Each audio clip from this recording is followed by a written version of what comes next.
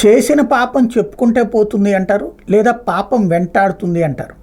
ఈ రెండిట్లో ఏది వర్తిస్తుందో కానీ వైఎస్ఆర్ కాంగ్రెస్ పార్టీకి మాత్రం నాడు పలువురు నేతలు నియోజకవర్గంలో ఒక సమస్య వచ్చింది, వెళ్ళనీయాలి నాయకుల్ని, వెళ్ళనీయకుండా పోలీసులను అడ్డుపెట్టి ఆపడం తప్పు అన్నది చాలాసార్లు ప్రస్తావించుకున్నాం. పల్నాడులో అడ్డుకున్నప్పుడు, పవన్ కళ్యాణ్ని అడ్డుకున్నప్పుడు, చంద్రబాబుని అడ్డుకున్నప్పుడు ఇది తప్పు. గతంలో జగన్మోహన్ రెడ్డి అట్లాగా విశాఖ వెళ్తానంటేనో లేకపోతే ఇంకో చోటకి వెళ్తానంటేనో ఆపేశారు. అది తప్పని చెప్పినటువంటి జగన్ తాను అధికారంలోకి వచ్చాక అదే తప్పు చేస్తే ఎట్లా అన్నది అప్పుడే మాట్లాడుకున్నాం. ఇప్పుడు కొత్తగా జరుగుతున్నటువంటిది సేమ్ రిపీట్ అయింది. జగన్ అంటే అడ్డుకున్నారు కాబట్టి ఇప్పుడు వీళ్ళు అడ్డుకోబడుతున్నారు. పెద్దిరెడ్డి, మిథున్ రెడ్డి ఇద్దరికి షాక్. నియోజకవర్గంలో ఎదురే లేకుండా 40 ఏళ్ల నుండి సాగినటువంటి ఆ కుటుంబానికి మీరు నియోజకవర్గంలో అడుగు పెట్టడానికి వీల్లేదన్నటువంటి నోటీసులు ఇవ్వడం ఒక ఎత్తు, అక్కడికి రానియకుండా ఆపడం మరొక ఎత్తు.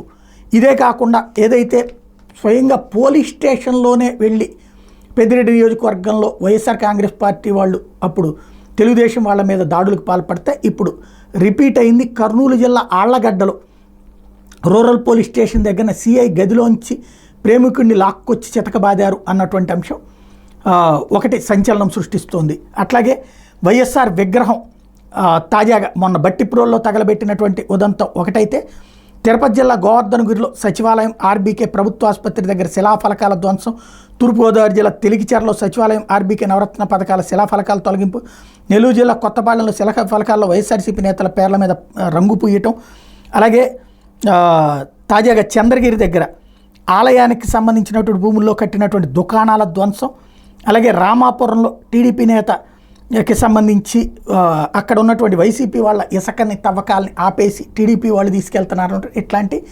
వరుసబెట్టి వివిధ సంఘటనల్ని సాక్షి రాసుకొస్తుంది.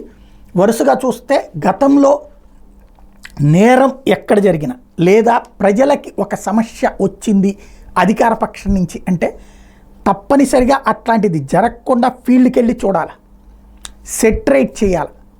కానీ అలా చెయ్యకపోవడం అన్నటువంటిది ఇప్పుడు ఈ పరిస్థితికి కారణమే. ఇప్పుడు చేస్తున్నది తప్పే, మళ్ళీ వీళ్ళు దాడులు చేయటం, ఈ పనులు చేస్తే రేపు పొద్దున వచ్చినప్పుడు మళ్ళీ వాళ్ళు అదే చేస్తారు కదా. ప్రజాస్వామ్యయుతం అంటే ఎవరి హయాంలో వాళ్ళ అలా నడవనివ్వాలి.